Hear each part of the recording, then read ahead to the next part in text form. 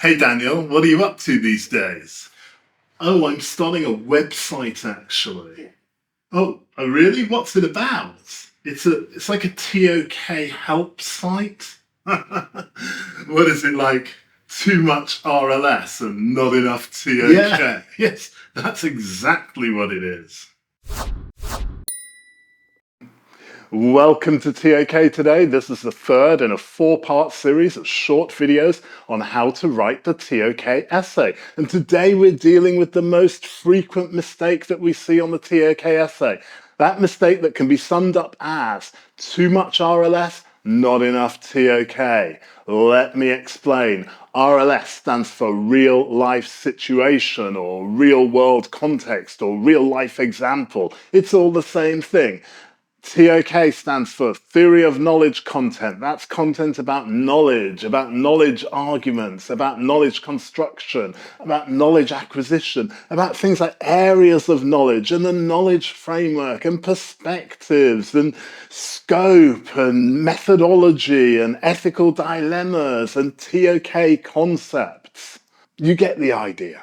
At least 80% of all the ToK essays that I see at draft stage focus too much on the RLS content and not sufficiently on the ToK content. About 50% of all the ToK essays that I saw as an examiner also had this problem. Too much RLS and not enough ToK. Now, the first criteria in the assessment rubric for the ToK essay asks whether there is a sustained focus on the essay title. Essays which focus on the RLS rather than on the ToK content are deemed not to have a sustained focus on the essay title. So how much ToK content relative to RLS content should you include? Well, there's no exact number. The balance will vary depending on the essay title, the knowledge argument being made, the RLS being used, the way that you write, and many other factors. However, there are some easy tests that we can use to decide what RLS content needs to be included and what RLS content is superfluous or unnecessary. We can look at each sentence of the RLS content and ask, does this sentence contribute to the knowledge argument that I'm making? Does this sentence confirm or evidence the knowledge argument that I'm making? Is the sentence directly linked to the essay title? Now, when we apply these tests to most essays, we'll approximately come up with a balance of 80% ToK content and 20% RLS content. This is a rule of thumb. Sometimes it may be more RLS, but probably not much more. Let's look at an example.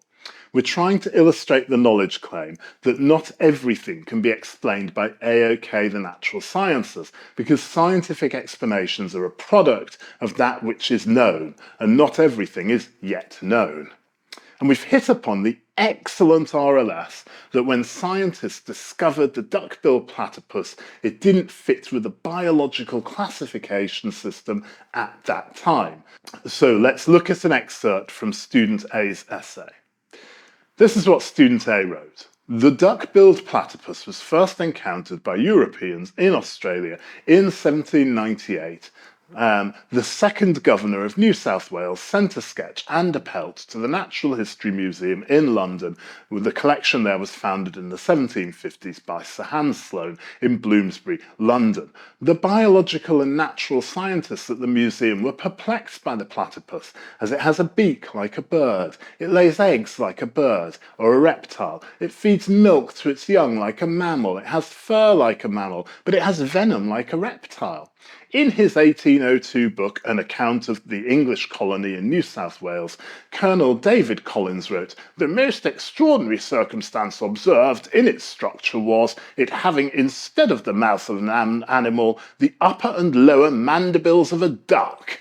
Scientists thought the duck-billed platypus was a hoax, as they couldn't classify it. And this shows that not everything can be explained by AOK, the natural sciences. Now let's look at student B's response. The claim that scientific knowledge can't explain everything because scientific explanations are a response to pre-existing knowledge can be illustrated by looking at the case of the duck-billed platypus. When the platypus was first encountered by Europeans in 1798, its phenotypical characteristics, for example, it has a bill, lays eggs, produces milk and has venom, prevented it from fitting neatly into any single taxonomic class. The classification system at that time had been developed based on all animals that had been encountered up until that point. This is pre-existing knowledge. Upon encountering an animal that did not fit the classification system, scientists had to create a new order called Monotremata, and that could account for the combination of characteristics of the platypus. This demonstrates that pre-existing scientific knowledge may not be able to explain everything. However, the scientific method enables the scientific framework to adapt to new knowledge, and for that knowledge to then be incorporated into the body as scientific knowledge. I hope that you can see that student B's response contains far more ToK content than student A's response. Student A's response is full of RLS content that doesn't contribute to the knowledge claim, nor does it directly answer the question. It doesn't directly refer to the title. Well, let's quickly look again at the responses and look at the RLS content and the ToK content. Here we have student A's response. I'm not going to read through it again. You've already read through it once. And what we're going to do is we're going to colour all the ToK content green, the RLS only content red, and the mixture of ToK and RLS content orange. And here you can see that most of student A's response is RLS content only. This is where they're just describing what happened, and they have a lot of unrelated content here. These lines that the second governor of New South Wales sent a sketch, and the Natural History Museum collection was founded by Sir Hans Sloane. All of this is completely irrelevant to the essay title. Now, the section where he describes the duck-billed platypus, it has a beak like a bird and lays eggs like a bird, and so on and so on. That could be linked to the title, but the student doesn't link it. And then the quote from the colonel in New South Wales is completely irrelevant to the title.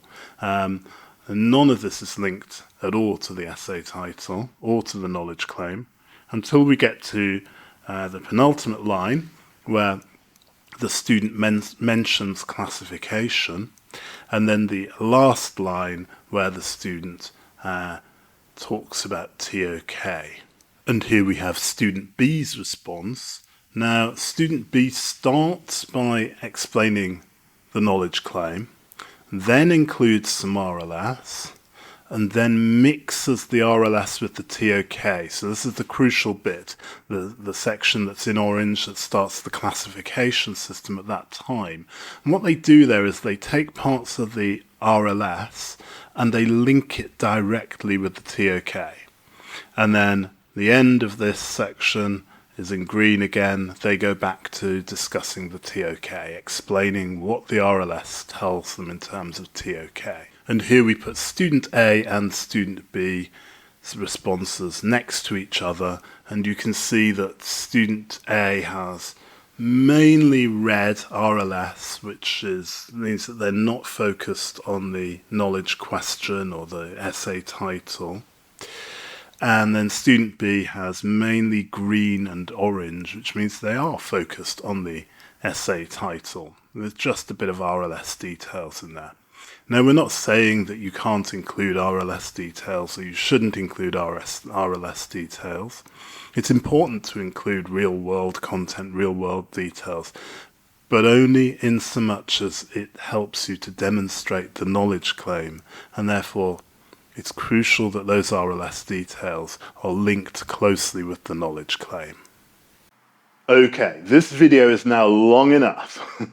If you want to know more about the balance between RLS and ToK content, take a look at the video, What are the 3 most frequent mistakes on the ToK essay, which I'll put in a card up here. And if you want more help and support with your ToK essay, check out my popular ebook, How to Write the ToK Essay in 6 Easy Steps. Link in the video description. The next video in this 4-part series will be how to get an A in the ToK essay. I hope to see you there. Please hit like and subscribe to help the channel. Stay ToKtastic, my friends. Bye.